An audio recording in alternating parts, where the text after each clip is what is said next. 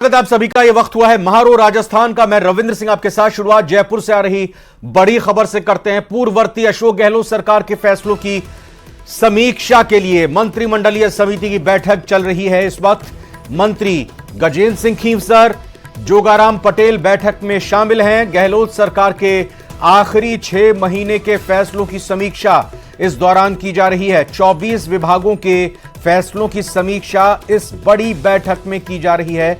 आपको बता दें कि पूर्ववर्ती अशोक गहलोत सरकार के कार्यकाल के आखिरी 6 महीनों के कामकाज, उनके लिए गए फैसलों की समीक्षा इस वक्त मंत्रिमंडलीय समिति की बैठक में की जा रही है। मंत्री गजेंद्र सिंह खींवसर, जोगाराम पटेल इस बैठक में शामिल हैं।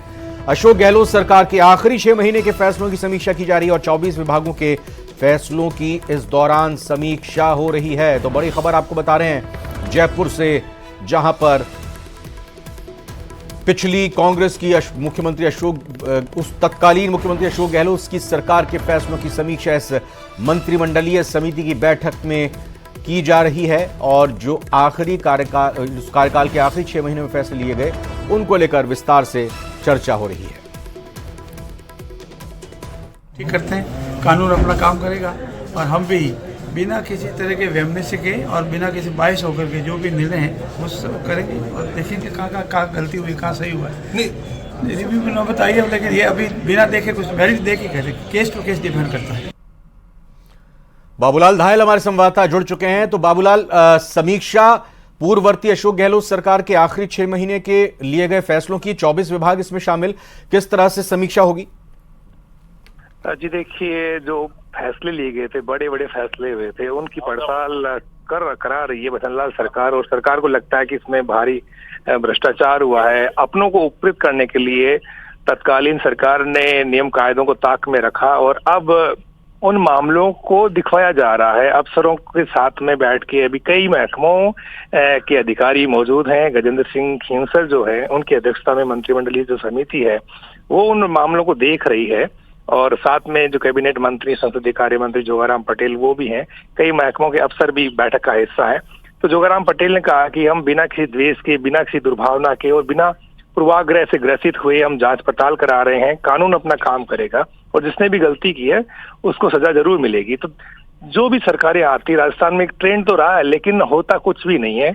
एक यानी कि जो पूर्ववर्ती सरकार होती है, जब लोकसभा चुनाव सामने आ रहा तो बीजेपी की कोशिश यही कि कुछ ऐसे मामलों को खंगाल लिया जाए और उनके आधार पर गलतियां पकड़ के और लोकसभा के चुनाव में कांग्रेस पार्टी को बैकफुट पर धकेलने के लिए भी अभी जो जांच हो रही है उसमें अगर कुछ हासिल होता है तो फिर कांग्रेस को बैकफुट पर धकेलने की कोशिश होगी। उन मामलों को बड़ा इश्यू बनाया जाएगा और सरकार ये बताएगी कि देखिए, सत्ता में आने के लिए किस तरह से नियम कायदों को ताक में रखकर और चहेतों को लाभ पहुंचाने के मकसद से इस तरह के फैसले लिए गए जिससे राजस्थान की अर्थव्यवस्था बेपटरी हुई। अशोक गहलोत ने अपने विधायकों को, अपने मंत्रियों के आगे वो बेबस हो गए और उन्होंने ऐसे ऐसे काम कर दिए जो भ्रष्टाचार की कैटेगरी में आते हैं। गंभीर अनियमितताएं हुई तो ऐसे जितने भी बड़े मामले सरकार को दिखाई पड़ते हैं कि इनमें नियम कायदों को ताक में रख करके काम किए गए, फैसले लिए गए, तो उनकी पड़ताल चल रही है, उनकी जांच का काम चल रहा है, रिव्यू हो रहा है। और ये जब समीक्षाएं होंगी और सरकार को कुछ हाथ में लगेगा तो जनता के बीच में कांग्रेस को बेनकाब करने की कोशिश भी होगी कि नियम कायदों को ताक में रखने वालों के खिलाफ हम कार्रवाई करने जा रहे हैं। आपका शुक्रिया बाबूलाल धायल, फिलहाल जानकारी के लिए। अलवर में धर्म परिवर्तन के लिए दबाव बनाने का मामला सामने आया है। यहां पर पुलिस ने 2 युवतियों समेत 3 आरोपियों को गिरफ्तार किया है। फिलहाल तीनों से पूछताछ की जा रही है। पुलिस ने SC/ST की धाराओं में मामला दर्ज कर जांच शुरू कर दी है। CO सिटी नारायण सिंह को यह जांच सौंपी गई है। दरअसल कॉलेज की पढ़ाई कर रही 3 हिंदू छात्रा और 1 मुस्लिम छात्रा नागली सर्कल के पास एक मकान में किराए पर रहती थी। इस दौरान बबीता उर्फ काजल और सकीना मेव द्वारा 2 लड़कियों को वसीम मेव से दोस्ती करने और धर्म परिवर्तन करने और शादी करने का दबाव बनाया गया। यह बड़ी बात सामने निकल कर आ रही है। तो अलवर में धर्म परिवर्तन के लिए दबाव बनाने का यह मामला सामने आया है।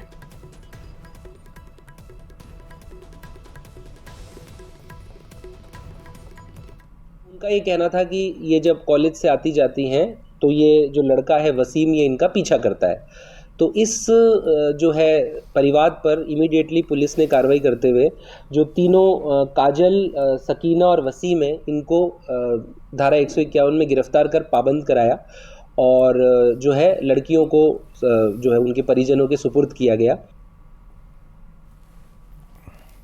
इधर कुशलगढ़ के टाउन हॉल में बीजेपी के कार्यकर्ताओं का सम्मेलन हुआ, जिसमें राज्यसभा सांसद चुन्नीलाल गरासिया ने लोकसभा चुनाव को लेकर कार्यकर्ताओं को संबोधित किया। चुन्नीलाल गरासिया ने कार्यकर्ताओं से अपने अपने बूथों को मजबूत करने की बात कही, साथ ही मोदी सरकार की योजनाओं को जन जन तक पहुंचाने को भी कहा। तो वहीं पूर्व कैबिनेट मंत्री महेंद्र मालवीय ने कांग्रेस पर निशाना भी साधा।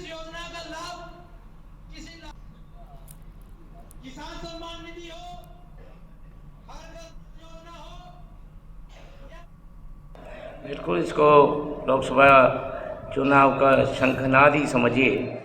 मैंने कार्यकर्ताओं को भी यही आह्वान किया है कि राजस्थान में 25 से 25 लोकसभा सीटें जीतनी है। उसमें से डूंगरपुर और बांसवाड़ा भी उसी 25 में से आती है।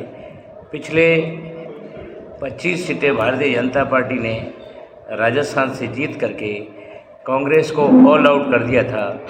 कांग्रेस का शासन राजस्थान में होते हुए भी भारतीय जनता पार्टी ने 25 सीटें जीती थी। मैं समझता हूँ इस समय तो हमारी सरकार राजस्थान में है। मैं क्षेत्रवासी को एक ही संदेश देना चाहता हूँ कि अगर इस जिले को, इस प्रदेश को, अगर इस देश को आगे बढ़ाना है तो नरेंद्र भाई मोदी जी के नेतृत्व में हम सबको भारतीय जनता पार्टी में रह के काम करना है और इस क्षेत्र में अमूलचूल परिवर्तन करके विकास की गंगा बहानी है। किसान सम्मान निधि हो, हर घर नल योजना हो या विभिन्न जो योजनाएं केंद्र सरकार की हो, उन योजनाओं का सही ढंग से लाभार्थी तक पहुंचाने को।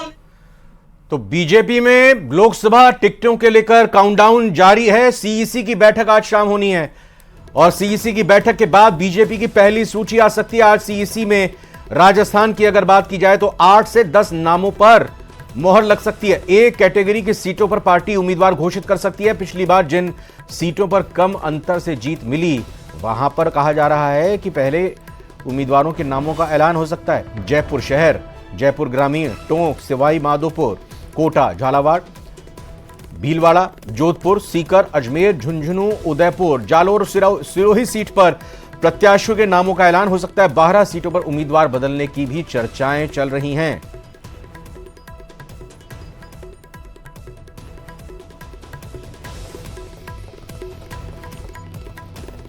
आपको बता दें कि 2024 लोकसभा चुनाव से पहले भाजपा केंद्रीय चुनाव कमेटी की पहली बैठक दिल्ली में आज होनी है। बैठक की अध्यक्षता पार्टी अध्यक्ष जेपी नड्डा करेंगे। इसमें प्रधानमंत्री नरेंद्र मोदी, गृह मंत्री अमित शाह और रक्षा मंत्री राजनाथ सिंह समेत शीर्ष नेता शामिल होंगे।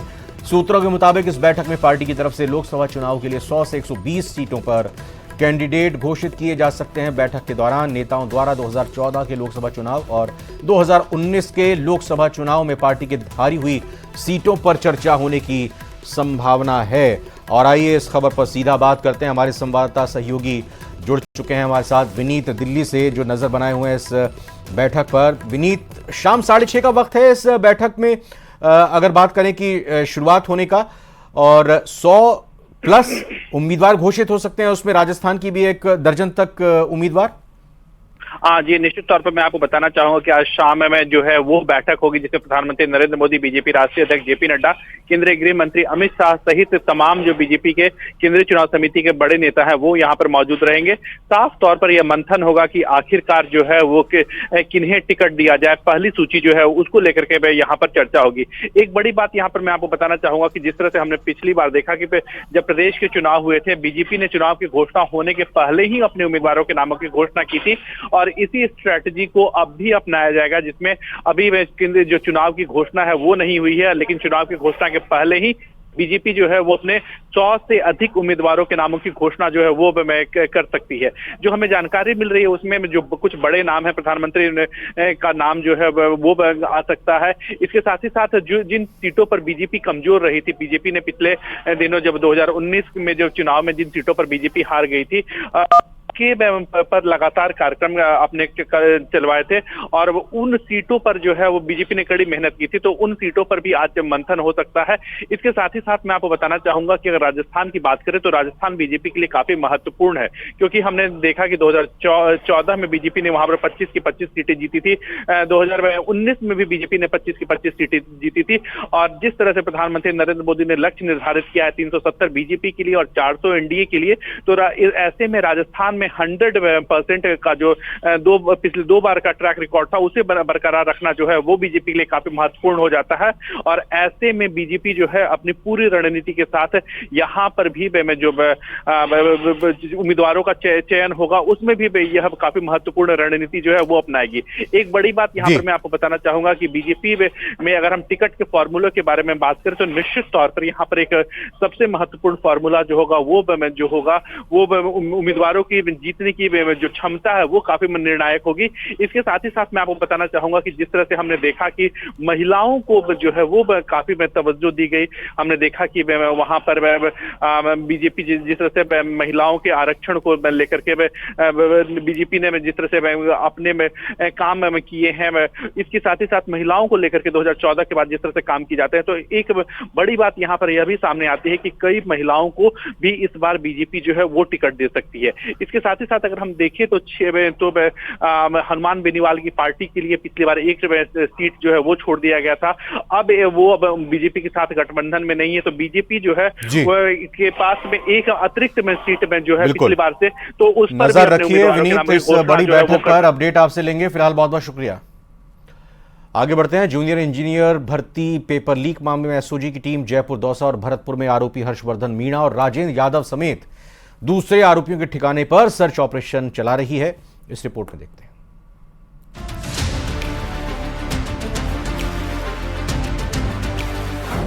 जूनियर इंजीनियर भर्ती पेपर लीक मामले में कार्रवाई।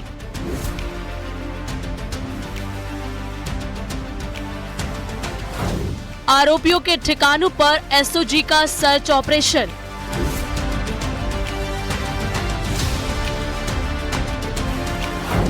जयपुर, दौसा और भरतपुर में भी सर्च अभियान।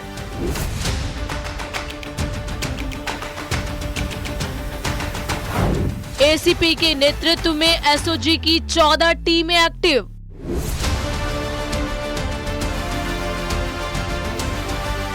जूनियर इंजीनियरिंग भर्ती परीक्षा पेपर लीक मामले में एसओजी की 14 टीमें जयपुर, दौसा और भरतपुर में अलग अलग ठिकानों पर सर्च ऑपरेशन चला रही हैं।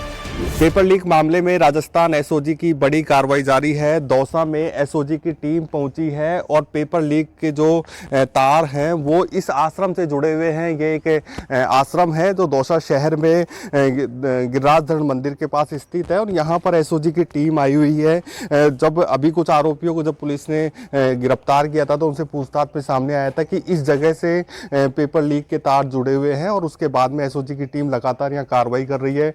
और हम यहाँ के अतिरिक्त पुलिस अधीक्षक एसओजी की बात करते हैं नरेंद्र जी से। सर, क्या इनपुट मिला था और क्या कार्रवाई की जा रही है?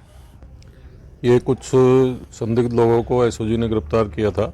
उसमें एक हर्षवर्धन नाम का व्यक्ति भी है जो पटवारी है,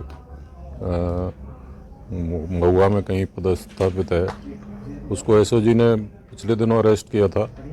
उससे पूछताछ के आधार पर कुछ संदिग्ध जगहों का नाम आया था और उन जगहों की हम तलाशी ले रहे हैं। कोर्ट से सर्च वारंट लिया है, उसके आधार पर तलाशी ले रहे हैं। इनपुट ये मिला था उससे पूछताछ में कि यहाँ से संदिग्ध गतिविधियाँ परीक्षाओं संबंधी हर्षवर्धन द्वारा संचालित होती थी।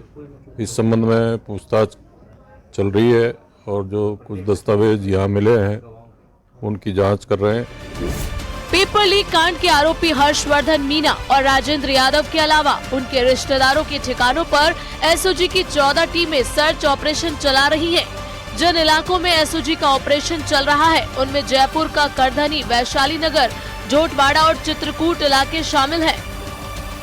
जयपुर में 7 जगह कार्रवाई हुई है, 4 जगह दौसा है और 1 जगह भरतपुर में कार्रवाई की गई थी। आज सुबह टीमें करीब 4:30 बजे यहाँ से निकली थी जी और सबने अलग अलग जगह जाके छापेमारी की थी। हमने पहले वारंट ले लिए थे और पूरे घर की, पूरे ऑफिस की, पूरे स्कूल की हमने तलाशी ली है और जो महत्वपूर्ण डॉक्यूमेंट्स वगैरह मिले हैं वो लेकर आए। अब हम क्रॉस एग्जामिनेशन करके और फिर आगे गिरफ्तारियां करेंगे। एसीपी बजरंग सिंह शेखावत और पुष्पेंद्र सिंह राठौड़ के नेतृत्व में 14 टीमें 12 ठिकानों पर पेपर लीक कांड के सबूत तलाश रही हैं। जानकारी की माने तो बाकायदा सर्च वारंट के साथ एसओजी की टीमें दौसा के गोविंद देव मंदिर के पास एक आश्रम में पहुंची, जहां कोई शख्स मौके पर नहीं मिला। आरोप है कि इसी आश्रम में पेपर लीक से जुड़ी गतिविधियां होती थीं। एसओजी को मौके से बैंक पासबुक, बिजली के बिल और पेपर लीक से जुड़े कुछ दस्तावेज मिले हैं। एडीजी एटीएस एंड एसओजी के एडिशनल डीजी श्रीमान बीके सिंह साहब द्वारा और आज मुझे निर्देशित किया गया कि नकल प्रकरण में जो आरोपी पकड़े गए उनके संबंधित जो आवास हैं, जो ठिकाने हैं, उन पर एक साथ रेड करने का आज का प्लान था, जिस पर अधिकारियों ने आज मुझे यहाँ भरतपुर भेजा। और आज जो आरोपी है उसके ससुराल हैं यहाँ, और उनके ससुराल पक्ष का जो घर है उसको हमने आज सर्च किया है। इसके लिए पहले हमने कोर्ट से सर्च वारंट लिया, उसके बाद यहाँ जो मनोज कुमार मीणा है उसको बुलाया और उस पर हमने स्वतंत्र रूप से हमने उसकी तलाशी ली। आपको बता दें कि पिछले दिनों गिरफ्तार आरोपी पटवारी हर्षवर्धन ने आश्रम में पेपर लीक से जुड़ी गतिविधियों की जानकारी दी थी। 2020 में जूनियर इंजीनियर भर्ती पेपर लीक कांड हुआ था, जिसके दोषी जो मुख्य सरगना थे वो फरार चल रहे थे। अब तक पूरे मामले में 24 गिरफ्तारियां कर ली गई थी एसओजी के द्वारा, लेकिन जो मास्टरमाइंड थे वे फरार चल रहे थे। 50,000 का इनाम हर्षवर्धन मीणा के ऊपर रखा गया था, जो कि पटवारी है, दौसा का रहने वाला है। उसके अलावा राजेंद्र यादव जो कि खातीपुरा में एक गवर्नमेंट स्कूल है वहां पर टीचर था। तो उसके अलावा एक राजेंद्र कुमार यादव और है जो कि सब इंस्पेक्टर में चयन उनका हुआ था। साथ में गंगापुर सिटी से पकड़ा गया एक रामावतार नाम का व्यक्ति को गिरफ्तार किया गया था, जो कि लाइब्रेरियन था। जयपुर, दौसा के अलावा भरतपुर में भी एसओजी की टीम आरोपी हर्षवर्धन मीणा के ससुराल पहुंची, जहां सर्च ऑपरेशन किया गया। अलग अलग शहरों में एसओजी जिस तरीके से एक्टिव मोड में है, उससे इतना तो साफ है कि जल्द ही इस पेपर लीक से जुड़े और चेहरे बेनकाब होंगे। Bureau report, news 18 Rajasthan. और बीजेपी की प्रेस कॉन्फ्रेंस हो रही है। आपको बता दें, बीजेपी प्रदेश कार्यालय में सांसद घनश्याम तिवाड़ी प्रेस कॉन्फ्रेंस कर रहे हैं। वो गहलोत जी ने किया था, भजन लाल जी ने उसमें संशोधन कराया। संशोधन कराकर 0.6 के बजाय 1917 क्यूसेक पानी, और 1917 क्यूसेक का नाप कितना है? 5 बिसलपुर बांध से ज्यादा पानी। ये 1917 क्यूसेक है। ये पानी राजस्थान को मिलेगा। 4 महीने में इसकी डीपीआर बनेगी और भारत सरकार अधिकांश पैसा वहन करेगी और राज्य सरकार और भारत सरकार इसका पैसा वहन करेगी। इस प्रकार से पानी मिलेगा। अब वो क्या करें? ये पर्ची की सरकार हवाई यात्रा कर रही है, धन्यवाद ले रही है। भाई डोटासरा जी, ये आप पर्ची की सरकार बना रहे हो, हमने खर्ची की सरकार देखी। ये कांग्रेस की सरकार थी ना, वो 5 साल तक खर्ची की सरकार थी, पैसा ले और काम कराओ, खर्चा पानी। तो खर्ची की सरकार को पर्ची से डर लगता है। तो खर्ची की सरकार थी, वो कहते घूम रहे हैं। हाँ घूमेंगे। 1.5 साल तक आपके मुख्यमंत्री एक कमरे में बंद रहे, आपके सारे विधायक होटलों में बंद रहे। तो ये बंद वाली सरकार नहीं है, ये खुले घूमने वाली सरकार है। इसलिए खर्ची की सरकार को इस प्रकार की बात नहीं करना चाहिए और समझदारी से बात करना चाहिए। लेकिन भाई बात ये, किस खंबा नोचने वाली जो कहावत है ना, मैं बिल्ली का नाम तो नहीं ले रहा हूं, खंबा नोचने वाली कांग्रेस पार्टी खंबा नोच रही है। ईआरसीपी में उन्होंने कितना विवाद पैदा किया, इंटरस्टेट वाटर्स में रहेगी इस पर नजर। फिलहाल एक छोटे से ब्रेक का वक्त हुआ, लौट कर आते हैं तुरंत।